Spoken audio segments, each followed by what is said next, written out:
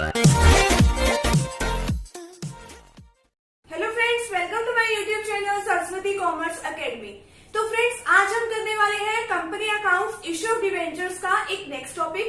आज के हमारे टॉपिक का नेम है issue of debentures and discount. यानी कि जब भी हम अपने डिवेंचर्स को इश्यू कर रहे हैं तो हम उसको क्या कर रहे हैं, फेस वैल्यू से थोड़ी कम वैल्यू पे उसको इश्यू कर रहे हैं, तो उसी को क्या बोला जाता है, डिस्काउंट।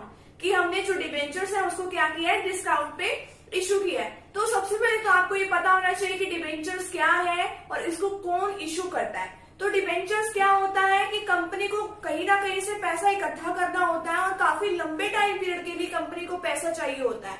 तो कंपनी क्या करती है, एक प्रोस्पेक्टस छपवा देती है, तो उसके अंदर सारी बातें लिख देती है कि हमारी कंपनी की ये फीचर्स हैं, हमारी कंपनी को इतना प्रॉफिट हुआ, पिछले साल हमने ये डिवेंचर्स इश्यू किए थे।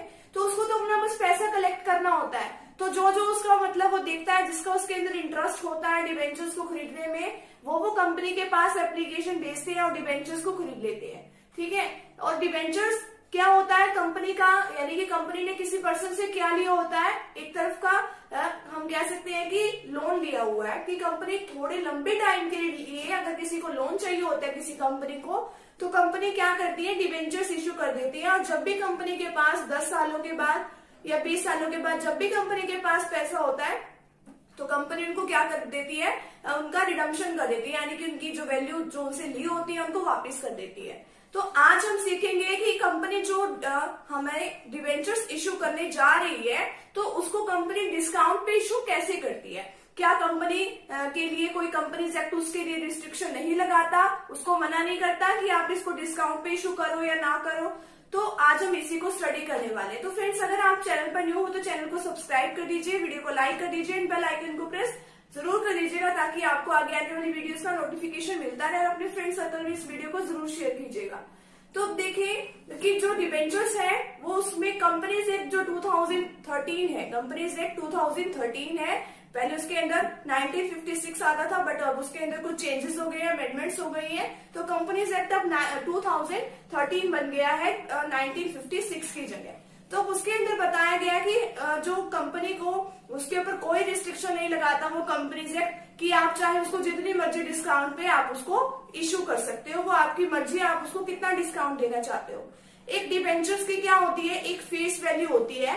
तो फेस वैल्यू मान लो 100 रुपए की है, 100 रुपीज की उसकी फेस वैल्यू है।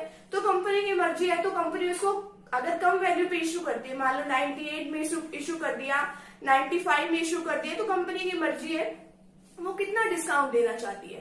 तो इसके अंदर यही बताया गया कि अगर वो अपने फेस वैल्यू से कम वैल्यू पे उसको इश्यू करती है, 100 रुपए का डिवेंचर्स 98 रुपए में, 97 रुपए में, 95 रुपए में, मतलब उसके जितनी मर्जी वो डिस्काउंट देना चाहे वो दे सकती है। कंपनी से 2013 इसके लिए कुछ मना नहीं करता, जितना मर्जी दो। फिर नेक्स्ट इसके अंदर आपको बताया गया है कि इसकी ट्रीटमेंट जो है वो किस तरीके से होती है। मैं आपको बता दूं कि जो ये इश्यू ऑफ डिवेंचर्स अगर हम डिस्काउंट पे इश्यू करते हैं, वो क्या होता है, कंपनी के लिए एक कैपिटल लॉस होता है। ठीक है, कैपिटल लॉस होता है। तो इसको क्या करना पड़ता है हमें, काफी सालों तक, काफी साल, कितने साल तक, यानी कि जितने साल तक ये डिवेंचर्स का लाइफ टाइम होता है।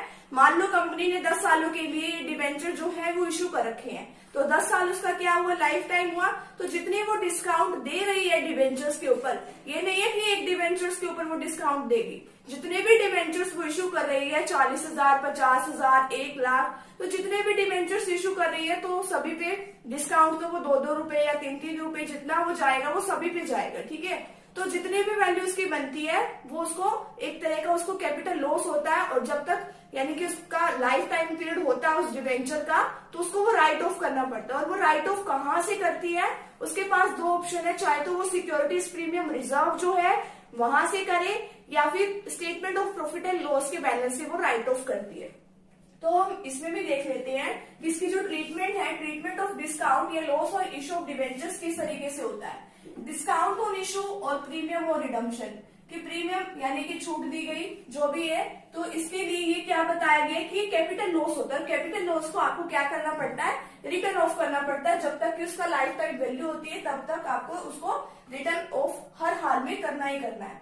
तो उसको कहाँ पे लिखेंगे, जो वैल्यू आप रिटर्न ऑफ करना चाह रहे हो, तो आपको बैलेंस शीट बनानी होती है आपको। अब बैलेंस शीट में आपको पहले की तरह ये नहीं बनानी कि इस साइड लाइबिलिटीज बना दिया, इस साइड असेट्स बना दिया, आपको ऐसे नहीं बनाना। आपको पूरा परफॉर्मेंस का पूरा फॉर्मेट पता होना चाहिए कि सबसे पहले इक्विटी एंड लाइबिलिटीज वगैरह, share holder funds, reserve and surplus, money against share warrants वगैरह, ये सब कुछ, current liability, non current liability, इस तरीके से आपको बनाना होता है। फिर उसके नीचे ही आप असेट साइड में आ जाते हो, तो उसके अंदर आपको कहाँ दिखाना होता है, करंट या नॉन करंट असेट्स में आपको बैलेंस शीट के अंदर ये दिखाना होता है। ठीक है, तो जिस वैल्यू को आप 12 मंथ्स के अंदर, नेक्स्ट 12 मंथ्स के अंदर जो भी है, जिस वैल्यू को आप राइट ऑफ करना चाहते हो उसको तो करंट असेट्स के हेड में शो करना पड़ेगा। ठीक है, और जिस वैल्यू को आप अभी नहीं राइट ऑफ कर रहे, आगे फर्दर राइट ऑफ करोगे तो उसको अदर नॉन करंट असेट्स में आपको शो करना पड़ेगा। ये आपको एक एग्जाम्पल दे रखा है, इससे आपको अच्छे से क्लियर हो जाएगा। इफ द डिस्काउंट और loss on issue of debentures amounts to ₹1,20,000, तो कितनी डिस्काउंट है, 1,20,000 है।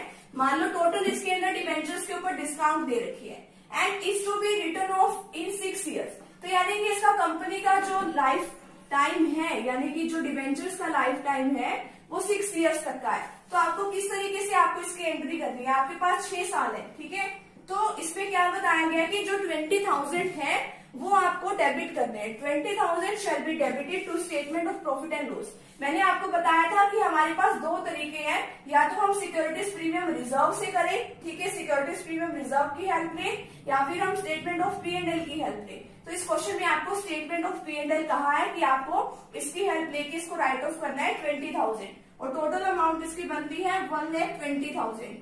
तो अभी जो आप नेक्स्ट 12 मंथ्स के अंदर उसको राइट ऑफ करना चाह रहे हो, तो 20,000 को तो आपको लिखना है अदर करंट असेट्स की हेड में, और जो बाकी का 1,20,000 में से जो ये 20,000 गया यहाँ पे, अब इसके अंदर क्या बोला है, ये 6 years के अंदर आपको रिटर्न ऑफ करना है। बाकी की जितनी भी अमाउंट जो है वो आपको 80,000 जो है अदर नॉन करंट असेट्स में आपको ये राइट ऑफ करना पड़ेगा। ठीक है, तो ये हो सकता है जो डिस्काउंट जो दी हुई है इसकी वो क्या हो सकती है, यहाँ पे 80,000 इस वजह से भी आ सकता है क्योंकि 6 years के अंदर आपको ये राइट ऑफ करना है। और ये कई बार जो डिस्काउंट होती है वो हम ईयरली बेसिस पे या हाफ ईयरली बेसिस पे इससे भी दे सकते हैं। तो आपको ये तो आपके बुक में ही आपका एग्जांपल है कि आपको मान लो 20,000 का हेल्प ले लिया, तो 20,000 को करंट असेट्स के अंदर और बाकी 80,000 को अदर नॉन करंट असेट्स के अंदर इसके अंदर डाल दिया। तो बाकी देखिए, तो इसकी एंट्री किस तरीके से होगी, securities premium reserve account debit, या फिर अगर हम स्टेटमेंट ऑफ P&L की हेल्प लेना चाहें, statement of P&L account debit to discount या फिर loss on issue of debentures. यानी कि जो भी अगर हम इसकी हेल्प लेते हैं तो उनके अकाउंट को डेबिट करना है, और जो चीज हम दे रहे हैं, जो चीज हमारे बिजनेस से जा रही है, क्या जा रही है कि हम उसको डिस्काउंट देना चाह रहे हैं। ठीक है, तो टू डिस्काउंट या फिर लॉस हो रहा है, लॉस ही होता है डिवेंचर, तो फिर हम loss on issue of debentures को क्या कर देंगे, क्रेडिट कर देंगे। तो इस तरीके से अगर हम किसी भी डिवेंचर्स के ऊपर डिस्काउंट देते हैं तो हमें जर्नल एंट्री करनी पड़ती है, या तो हम सिक्योरिटीज प्रीमियम रिजर्व को डेबिट करते हैं, या फिर स्टेटमेंट ऑफ P&L की